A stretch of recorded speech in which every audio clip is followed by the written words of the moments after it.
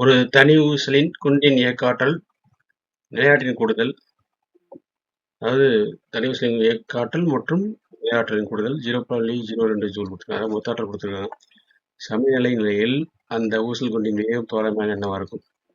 ஊசல் குண்டி 20 கிராம் கொடுத்துருக்காங்க. நீட் 2026 கேட்கப்பட்ட வினா. இதுக்கான தீர்வை நம்ம பார்ப்போம். ஆற்றல் மாறாததின்படி மொத்த ஆற்றல் மாறாதுங்கிறது நமக்கு தெரியும். சமநிலை நிலையில் நிலையாற்றல் சுழியாக இருக்கும்.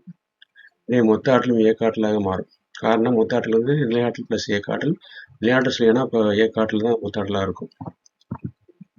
இப்போ இந்த மொத்த ஆற்றல் என்னது இயக்க ஆற்றல் இருக்கால ஈக்குவல் போட்டிருக்கோம். இங்கே மொத்த ஆற்றல் இயக்க ஆற்றல் ஈக்குவல் டு 12m². அப்போ 0.02 மொத்த ஆற்றல் கொடுத்துருக்காங்க. ஏன்னா நிலையாற்றல் இயக்க ஆற்றல் சேர்த்து 0.2 ஜூல்னு கொஸ்டின் கொடுத்தாங்க.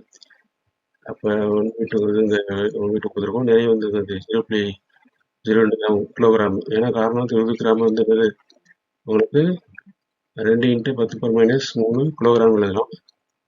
அளவு 0.02 கிலோகிராம் எழுதலாம். × v². அப்போ இது என்னது v² எடுத்துட்டு v எடுத்து கண்டுபிடிக்க வேண்டியதுதான். அப்போ 0.002 இந்த ரெண்டையும் 0.02 அடிச்சா 0.01 வரும். ஓகேவா? அப்போ இங்கே 0.01 இங்கே 0.02 அடிச்சோன்னா v² = 2 வரும். நம்ம இங்கே அடிச்சு காட்டுறேன். a² = 0.02/0.01 வருமோ அப்போ அடிச்சுன்னா இங்கே 2 டைம்ஸ் வரும். v² = அப்போ அல்லது v = √2 வரும். அப்போ √2 1.414. ஸோ அப்ராக்சிமேட்டாக 1.41 மீட்டர்/செகண்ட். அப்போ ஆப்ஷன் பி 1.41 மீட்டர்/செகண்ட் என்பதுதான் சரியான விடை.